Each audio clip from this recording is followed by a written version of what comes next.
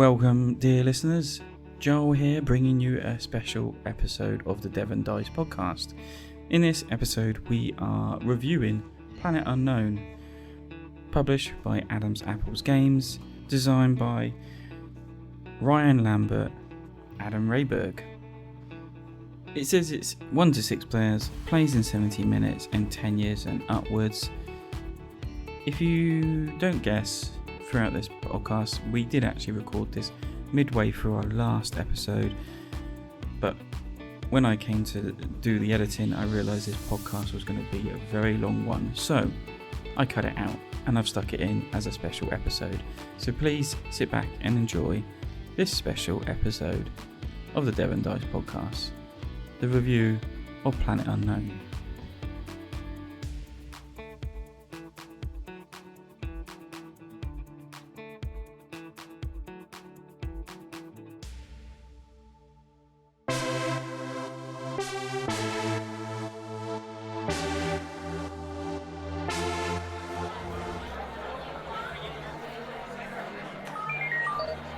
Welcome to the space station, Susan. I am an AI program for this space station hub, but you can call me Susan too. I am here to guide you through your next mission, if you choose to accept it. From your facial expressions I can see that you are confused. Why are you here?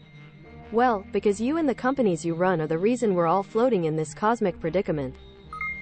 You've been handpicked for a colossal project, saving what's left of humanity after Earth turned into a wasteland.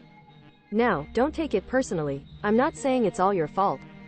What I am suggesting is that you and your fellow Earthlings have a golden opportunity to make things right by colonizing new planets and, of course, making a profit while you're at it. We've got a smorgasbord of planets for you to choose from. You can go for the standard, run-of-the-mill KSB 4156 planet, or you can be a trailblazer and pick one with its own quirks and challenges. Just remember, greater challenges often lead to greater rewards. Your mission? Use the terraforming tiles at your disposal to build on these planets.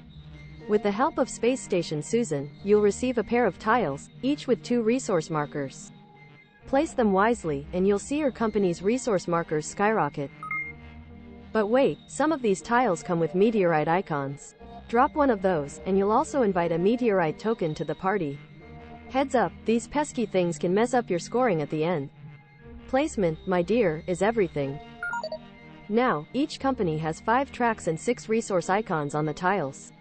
Most of the time, you'll be moving those cubes up the tracks, aiming for that sweet endgame score. But here's the twist. Reach certain points on these tracks, and you'll hit milestones that give you a little extra boost. Think of it as my way of making things more efficient. The Civ track grants you cards for instant bonus actions or endgame scoring. Water hasn't got any milestones. You also need to place on the planet's ice to be able to move up the track but has greater scoring rewards. Biomass gets you patches of forest tiles to fill in gaps in your planet and also deal with that little thing called carbon dioxide. Rover track lets you drive around, collecting meteorites and life pods. The tech track, game rule changing advantages. And don't forget the power icon, it's a wild resource that copies other resources it's in contact with. Each turn, the player in command selects a depot, and then they and others pick a tile based on their arrow's direction. First tile goes on the outer edge, and the rest follow. Collect the resources. Move up those tracks, and keep an eye out for the endgame triggers. A non-legal tile placement, an empty depot, or a fully packed planet will bring the game to the end. Then, it's time for the final reckoning. Score those rows and columns, but remember, meteorites ruin the fun. Calculate your resource track points, check for endgame scoring conditions. And may the player with the most points emerge victorious. Spice things up with asymmetrical planets, different company boards, or both. Add those event cards for a dash of chaos. It can really throw a wrench in your grand plans. So, are you ready to embark on this cosmic adventure? The fate of humanity, and your profits, hang in the balance. Let's terraform those planets and make the universe our playground. Susan out.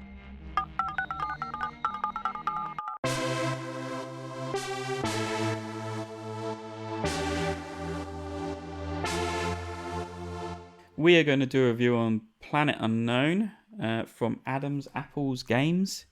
That was a Kickstarter and now released to the general populace. And we're going to give our thoughts on it. But first, rules and overview of this game. and then we'll get to our thoughts on it. So yeah, I'll probably drop this in rules and that later. The description on BGG actually is a decent summary. Go on then, you read it out. Shall I read it out word for word? Yeah. That's plagiarism. Okay. Planet Unknown. Our planet has run out of resources, and we are forced to move. We've discovered a series of planets and sent our rovers to test their environment with the hope of colonization.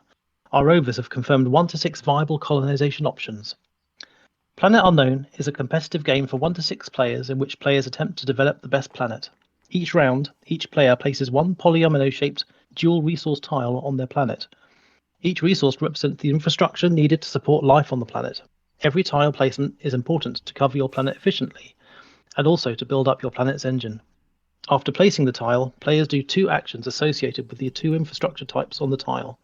Some tile placements trigger meteors that make all planets harder to develop and prevent them from scoring points in the meteors row and column. Planet Unknown innovates on the popular polyomino trend by allowing simultaneous yet strategic turn-based player via the Lazy Susan, which is S.U.S.A.N with periods in between, which means it stands for something funny in there. The Lazy Susan space station in the center of the table. I don't need to look up now what they think Susan stands for unless someone can remember it. So it's 1 to 6 players, 60-80 minutes play time, 10 years upwards, and it has a weight of 2.22 on Board Game Geek, as in its complexity, which I think that is all pretty good. Yeah, that seems fair. I mean, 80 minutes, if you're still playing it after 80 minutes, you need to ask yourself what you're doing wrong, I reckon. Because I think a first play you might do. If you play it 6 player, maybe, and there's a rules teach, then maybe it'll take that long. Maybe, yeah. It plays really quick. I think that's one of the good sides of this game, is how quickly it plays, but also the level of strategy and that it offers. So going down to it, as I said in the rules, there's this Lazy Susan that comes with the game. The tiles that you're placing on the planets are all different terrains, and it's all comes into this Lazy Susan, which someone will be the commander. They'll spin it and choose what section they want to pick from, and then you all pick from your sections your arrows are pointing at, and then you place on your planet. And it's just great like that. Why has this not been thought of before? Really? Maybe cost. Someone thinking. Well, yeah. You don't need to have the Lazy Susan as a spinning object. You could just have a board that you rotate. It makes it a lot easier having it as a Lazy Susan. I was a little bit miffed that it didn't come with a lid originally, because if you do turn that game like 5%, everything falls out. It's bizarre. I mean, it's going to be an expense, but yeah. Did they offer it in the latest Kickstarter? The expansion? Yes, they did. Yeah. That's so funny. I love it. So if you want to get it and you're concerned about storage, go for the expansion too. You can just get some cling film, otherwise. Some cling film. Could do. Oh, I love it. Yeah. Or I just keep it flat. So we're just going to look at the retail version of this, because the world's a Kickstarter, and the Kickstarter came with some upgraded pieces as well as extra planets you could play on. But we're just looking at retail, which came with 6 planet boards, 6 company trackers, and the only thing that looked upgraded was the rovers. The rest of it are kind of wooden tokens and pieces like that. But I mean, even that, I think the quality of the components was actually outstanding. Yeah. I mean, the little the rovers and the meteorites and the life pods. Yeah, I don't mind the meteorites and life pods being little wooden tokens. That doesn't bother me. I mean, if you got deluxe, they were plastic, kind of little plastic minis, 3D things. But I actually don't mind that. It's just the extra planets, and there seems to be some really cool planet ideas they put in as extras. Yeah, and you saw one while I was skimming through things, which was it's the black hole, and so the planet is actually around the outside of the image rather than the center. Yes. Which I really like the idea. Oh, Good stuff. And Anyway, we're getting ahead of ourselves. well, kind of, yeah. I mean, when they did bring out the Kickstarter, they were doing a competition of like if you can whoever scores the highest of playing solo, then I swear they were going to send them a free copy of the expansion, and I was like, oh, I'll give this a go. But then I forgot to. And then they released the results and they said, oh, this planet did so well and this company did so well. And I was like, oh, yeah, the company's in the base box, but I don't remember that planet. And I was looking through the planets like, well, that's not one of the planets here. So people were using planets from the previous Kickstarter, the extras, and getting great scores. And I was just like, oh, well, that sucks because I don't actually have that planet to be able to even beat that score. So I felt little, I don't know, annoyed. Little cheated. Little cheated, that's it. But you do get all that extra stuff with the expansion they just released if you backed it on GameFound. But anyway, so it was one of those. The planets seemed the extra planets seem a little OP, compared to the retail versions. So yeah, Sam. Yes. You're just a little bit quiet. You're the one that played it just recently compared to us. But yeah, what do you think of the components? Yeah, so we played it, just going to the planet boards bit, we played it 6 players, and 4 of us played with the sort of default side, because I'd only played it once and I wanted to sort of just play it purist style, and 2 of them that played it a lot more chose the reverse side, so they had like the unique planet ones. One had like a chasm that they could build across, but they couldn't build on, if that makes sense. I can't remember what the other one was. It was like an inner border, so you couldn't. It was a bit strange. So I think that essentially they were kind of debilitated in terms of score because they couldn't do some of the sort of filling a column and row type stuff. But I did quite like the fact that you have it's a bit like Arc Nova style, right, where you've got like a reversible side, which is a bit more variety, which was quite cool.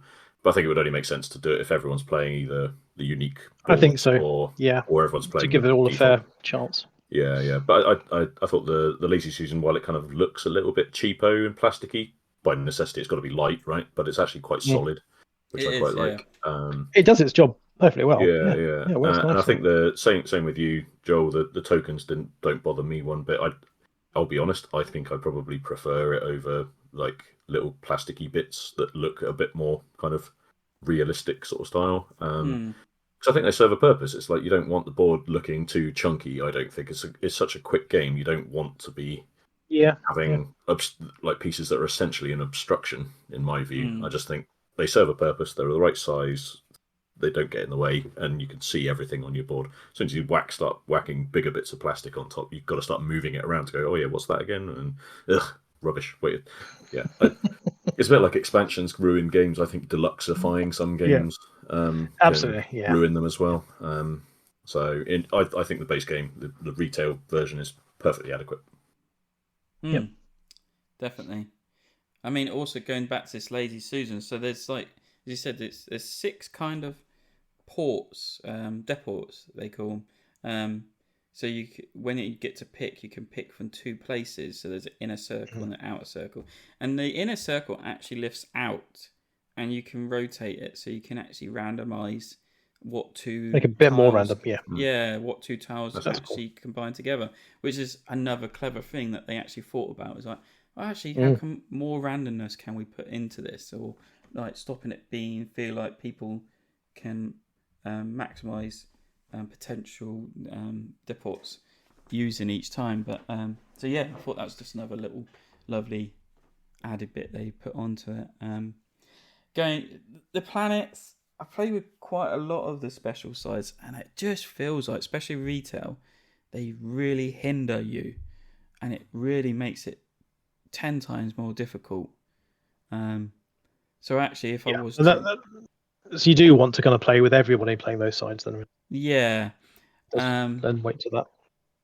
And actually, I kind of just like playing with default side planet, which is just basic. It just makes it less complicated. But again, with the corporation tracker things, there's default side, and on the back is like their own kind of isometrical playing powers. And they're actually quite good. There's some real clever nuances to it. Like one of the trackers, I think, is Jumpstart, where it really focuses on rover movement kind of thing. And you get loads of rovers out and moving around. There's another one where like the tracker, they go zigzag all over the place. Instead of just going straight up, it's zigzagging across to other places.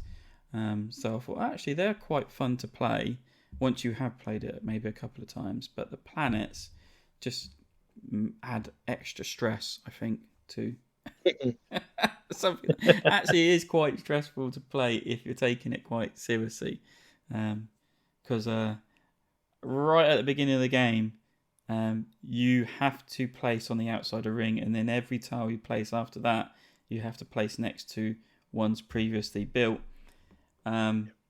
And then you're also kind of weighing up, like you've got objectives to meet, so you might be having to form a different pattern or have certain things in certain places, and it can also get quite stressful like that, trying to meet your own objectives, as well as playing down enough to get up those trackers, because the trackers really add something to it. So there's 5 different trackers. Each one does its own thing. Like I said, there's a rover tracker. So you put rovers out on the board, and each time you go up a step on that, you can then move your rovers around a certain number of spaces, picking up meteorites, picking up life pods, things like that. Yep. There's a technology track, which you go up that actually lets you stop. You don't need to then place next to other tiles. That mitigates that. And if you get that right to the top, you don't have to place tiles with meteorites on it, which is quite handy. The civilizations track, you get cards depending on what level you are, and they either give you more points or give you little bits of boosts to do, things like that. What else is there? Water.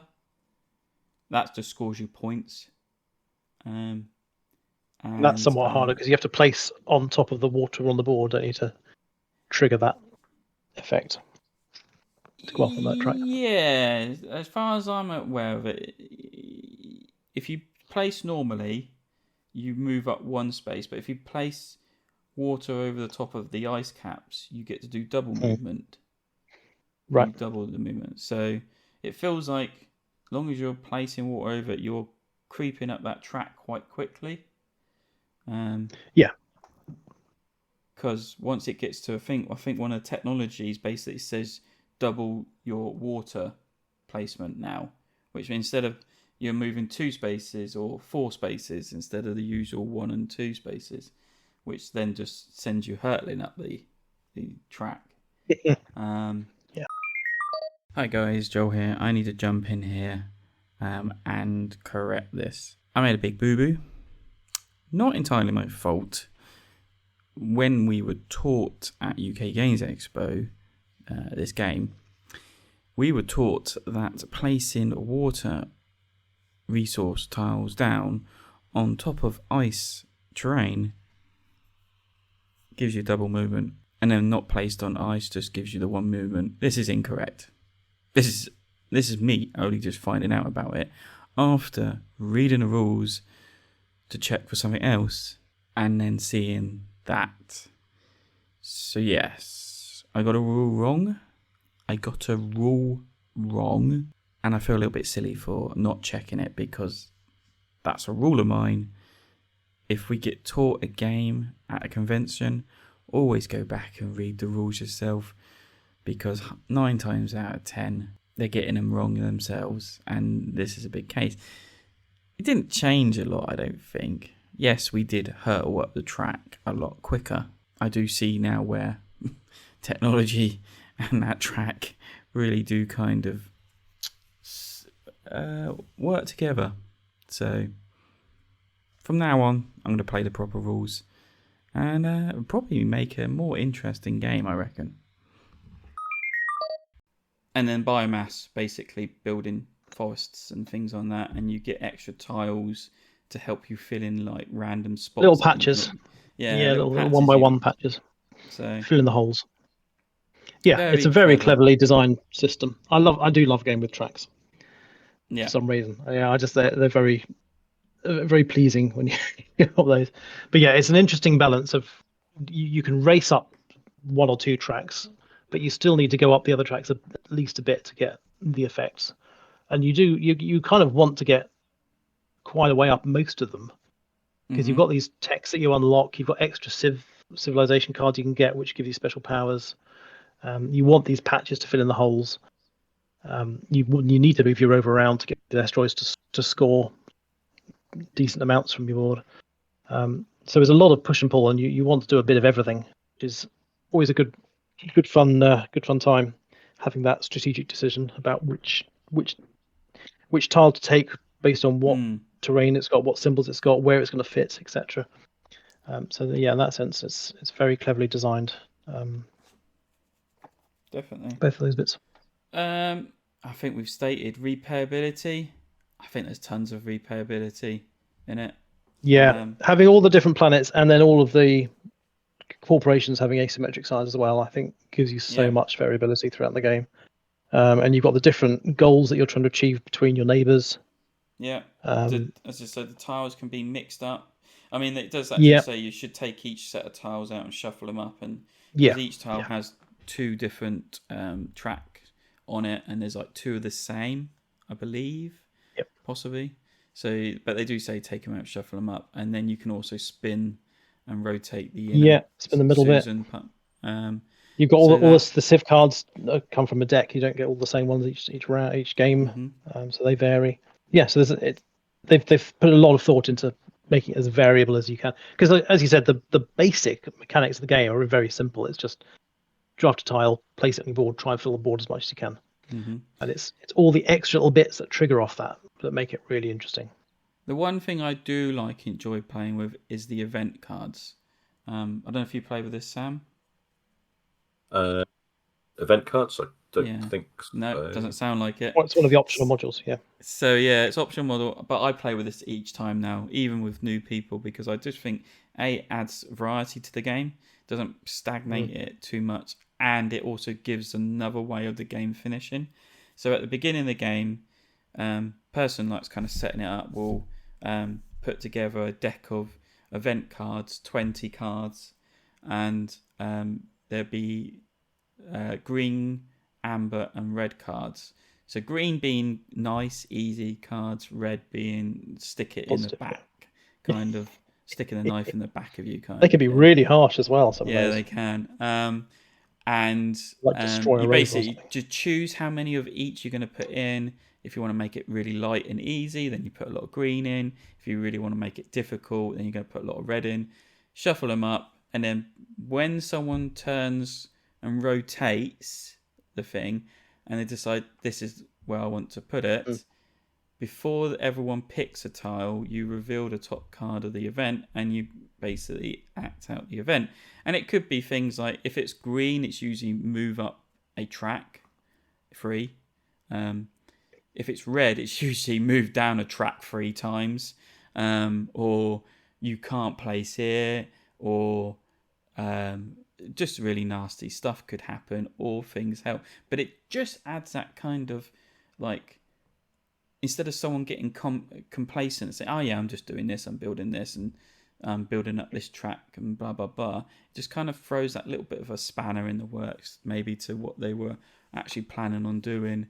I think there's even one card that says remove one lot of tiles, a stack of tiles from one of the depots, really? Kind of thing. So then when that person gets that depot to choose from, they only have one stack of tiles instead of the 2. So and that's another way the game can end, is if both stacks are empty in one depot at the game will end. So it might speed that up a bit, but also once those cards run out, after 20 cards have been revealed, the game ends. So it brings another way. People can actually see the countdown of it. Yeah, which is nice in some ways. So yeah. But a lot of times we get to a 20th card and someone usually says, yeah, I can't actually play a tile now anyway, so it doesn't really matter. So it would have ended anyway. But it just adds that lot of more difference to it, I think. There's also we did play with the objective cards. Which is another sort of variable thing. We actually played with the shared objectives where you've got a card in between each two players. So it'd be like you've got an objective you're competing with over your left neighbour and an objective you're competing with your right neighbour over. That made it a little bit more variable as well. That makes sense. Yep. Yeah. And you've also got private objectives as well. I don't think I've done that. We may have done They're that for the solo mode. Yeah, I thought they were for solo. Yeah, so it comes to 2-player and solo modes. The 2-player is basically the same, but the Lazy Susan always ticks around one space clockwise rather than no one choosing which way. Yeah. So it forces it to be late, and then you have kind of some kind of forward planning of what's available. And then the solo mode, you instead of having objectives in between each other, you have a deck of private ones, and you have 4, and you have to choose 3 or something like that. And they just give you points at the end, the booster points if you want, and you have to decide how many events you're going to put in, and then the rules give you a kind of a target score you have to reach with that set of events that are in there, and that's acts as the countdown for the end of the game. So I watched the One Stop Co-op Shop playthrough of the solo mode because I didn't get time to try out the solo mode, and it looks quite interesting. But I don't tend to like beat your own score goal type games. No, but I think it would be perfectly right to just have a nice little calming, fun time laying tiles and just seeing if you can reach the target score. But it's nice they've got the option in there. See, I don't know where that really scuppers it, because I played solo a couple of times, seeing if I can actually beat any of these scores with what I had, and couldn't get anywhere near the scores. So this planet they were all picking must have been so OP that it's just stupid. But I played with just the water planet, I believe. I can't remember what it's called now. So more or less it's covered in ice, and there's like a few land sections. And one of the event cards that came out, because it says you have to play the event cards, basically said you cannot place on water this time. Yeah, so you're stuck. Well, you can't place. What do I do in this situation? Because if you can't place a tile legally, then the game ends. Yeah. And I'm like, I'm 4 turns in. This can't be right. Have I just screwed myself by picking this planet? So I kind of flicked that card right across the room and pulled another one out. That's the way I like it. So nice. I was just like, crap. But yeah, I think the game should have ended there, but I was like, no, that's an accidental draw. We're going to draw another one. So the solo is right. Yeah, it's all right, but it can really screw you over if you try and play with certain planets. But it's fine. It's nice to have the option there. Yeah, definitely. So, favourite bits. We're going to do favourite bits and maybe a negative if we can think of one. I think my negative is the fact that it was released on Kickstarter and there's certain extra content that could really change it up, not released with it. So if you back the recent Kickstarter or the Game Found Fund, you can now buy this extra stuff to add into your retail version. But it's just annoying when companies do that. They hold back content from Kickstarter. It is frustrating if you buy the retail and then you realise that it kind of needs that extra just stuff to give you more choices on planets to play with and things like that. And I think there's extra event cards and extra Civ cards and things like that to be added in. And I just think, I do hate that. So possibly that is a negative if you're just buying a retail version. But I think my favourite bit has to be the Lazy Susan and everyone picking at the same time and just playing their kind of solo multiplayer game. It makes it so much faster, doesn't it? Having simultaneous choice. It's a really good way of doing it, especially for a game of this weight. I think it's clever. And I think you can kind of look at it and say, well, if I pick this section, then they have to pick from that section because it depends where their arrows are pointing. That really screw them over because that would give them another meteorite or Yeah, indeed. They You can can't play deliberately. that. Yeah. It's like hate drafting, but indirect hate drafting. Yeah. So yeah, Clever. that's my favourite and my negatives. Cool. My favorite. I just like the tracks. I like the fact that, and especially because you have the asymmetric corporations, where the tracks are slightly different. So one has you jump up double blocks, and you have to choose which reward you want. Another one has a water track that goes kind of wiggles all the way around all the other tracks. So they've really thought about how to make them feel very different, but still mostly balanced. I'm not sure how balanced they are because I haven't played it enough, but I do. Yeah, I really like the way they've done that with those tracks and the choices you have to make for what tile to place with which symbols in which place and to get which tracks up to trigger extra bonuses to do this other bit. Yeah, it's just. I think it's a very clever design having that. Negative at the moment, I haven't played it enough. I don't think to see how well balanced it is, or how much interest there is across multiple games. Because I could imagine that the tar lane might become a little samey after a while. But yeah, so far I can't say without playing it more if there's anything specifically negative I have about it. Okay. Yeah, so I'll start with the negative just because Yep. I want to end on positive. The only negative thing I'd say is, and it will be a negative for a number of people, I think, is the almost complete lack of player interaction. Yeah. You never really, That's true. unless you're Joel and trying to make someone take something that they don't need or want. You absolutely do that. But that's a That's the really whole hard point. thing to gauge anyway. That's because It is, every tile has especially got with a high player multitude of counts. things on it. At least two. You've got at least two different terrains, maybe three.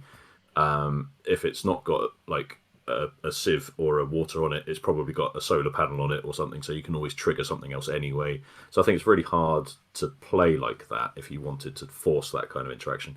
I don't think the shared goal stuff is enough interaction to make it interesting for people that prefer a bit more player interaction. It did feel a bit Certainly like that wasn't for was a me. bit of a shoe-in to get to force Yeah, interaction. a little Because bit. those are, it's a bit weird that those are in. It felt a little tacked on. I agree. Yeah, with and those. I think it would have maybe made more sense to have made them. I mean, I get the idea of the fact that you're narrowing the decisions you have to make a little bit by saying you're only competing Yeah. with the person to your left and right. But I think actually making them available to all players to compete over would actually make it a little bit more If you had like interesting. three in the middle, and then it's Yeah, I whoever think that gets would the be a bit most more. a certain level first gets a certain level of points or something. Yeah, I think so. I think that would make it a little bit more interactive than limiting it to your left and right partners. But that's really all I would say. In terms of my favourite bit of the game, not to retread the same ground as everyone else, I quite like the rovers that are on the board. I think that's quite a nice extra that they. I do added like on. those. Mm. We I think having that to was move, driving them around. It's really Yeah, clever. I mean, from a thematic perspective, I mean, it's very little theme to the game anyway, but it makes sense from a thematic point of view, Yeah. where you have to go around picking up your colonist pods, and you have to go around clearing out meteorite impacts to sort of be able to build on the spaces, or to score the rows and columns. So I think that was just I mean, all the decisions they've made on the types of track they've got make sense, but actually having that bit means that you're not just putting tiles on a board, which I think would make it quite boring very quickly. I think the rovers bit means whatever you're building has a meaning in terms of you put tiles in certain places because your rover can get to them. I think that's what makes it a little bit more replayable again than just simply the tiles are unique. There's Not just purely variety. tiling. Yeah. Yeah, exactly. I think that's what probably elevates it a little bit above your average kind of Uwe Rosenberg kind of tile placement kind of game or whatever. Yeah. So yeah, I really like it. I'm glad someone's got it in our group, so we'll get to play it a lot. I'm not sure I'd pay 70 quid for it myself personally, but I'm very happy that I get to play it now and again. So yeah it's good.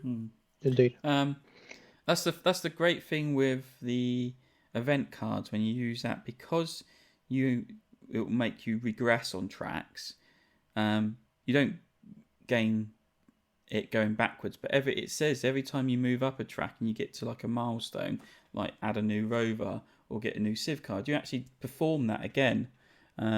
So it just doesn't happen the once going up. If you go down and then go back up again, you'll get another Civ card to add to your collection and things like that. So the event cards add that kind of strategy to it. It's like, oh, actually, if I go down 3 spaces on this, then when I go back up, I'll get another lot. Okay, I might just do that.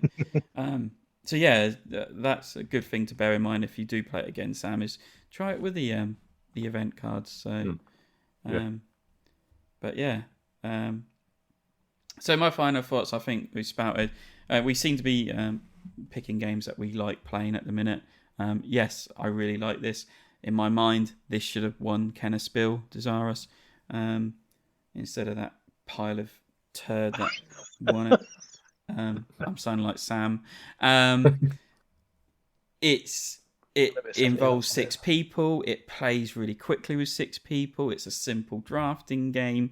You're creating this board, and everyone's is going to be different all the time. You can change it out. There's lots of randomize of making it different each game you play. So it just makes it great in every aspect. Yes, the theme's just kind of pasted on in a way, but I mean it's quite close. I think I do feel like I'm kind of creating this planet, and then disasters are happening, things like that. So yeah, it's great. It almost end the game night feel to it because it is quite quick. So yeah, you can play within an hour once everyone knows it. So it is good for that. So yeah, I really like it. I've rated it a 7. It could be a 7.5. Just because I think mainly it goes down because of its time. But I think once I get more stuff for it, like the expansion that's coming, it might go up a bit. Or it might just wreck it completely. We'll have to see. I'd like to see what the Supermoon adds to it, actually. Yeah. Expansion. I've not looked yet. My rating for it, my final thoughts. I very much enjoyed my plays. I would like to play it more to see how the asymmetry feels more, especially the planets. After your comments, Joel, about they might be unbalanced. But yeah, I enjoy it. I think it is. It's well placed in the category that it is, which is, as the Spiel or the Kenneth Spiel nominee was, it's a connoisseur's game, so it's a next level up from just normal gateway style games. It's that extra little bit of complexity. So it's a good weight at that point. It's good playtime. I would have liked something a little more crunchy to do in it. Maybe a bit more interaction, as Sam said, would be nice. But as it is, I think it's a very well designed game. So I think I've given it a 7.5 rating out of 10, which is a very decent score. Mm-hmm. Yeah, and much the same for me, quite frankly. It's a pleasant way to spend an hour. Because it never seems to, even with 6, it didn't take longer than an hour to play, and that was with 2 people that had never played it, never even heard of it before. So that was pretty good. It's one I'll if I was using the BGG score, mine's a 7. I don't think it would ever be more than that, but it would also never be less than that, I don't think. So It's kind of got that typical nice way to spend an hour placing tiles, doing your own little thing a little bit. It would if it was a little bit more interactive, like you were saying, Nick. I think it might be a little bit higher up on the score track if I cared more about what other people were doing at the table, and it wasn't just a case of looking at what the final scores are. Then it would probably be a little bit better. But I think given the type of game it is, it makes sense the way it plays, so it didn't really bother me at all. If it was a 2-hour game, then I'd want a more interaction to make it feel like I was doing something more consequential. But as it stands, yeah, perfectly nice. Awesome.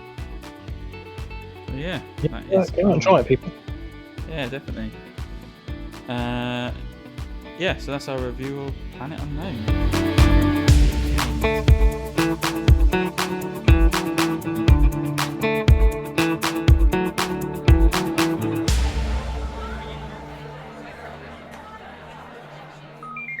Hello, Susan here. I am ready to deliver an announcement.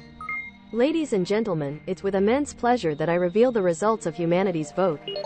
Congratulations to the winner, whose planet has been chosen as the shining beacon of hope in this cosmic endeavor.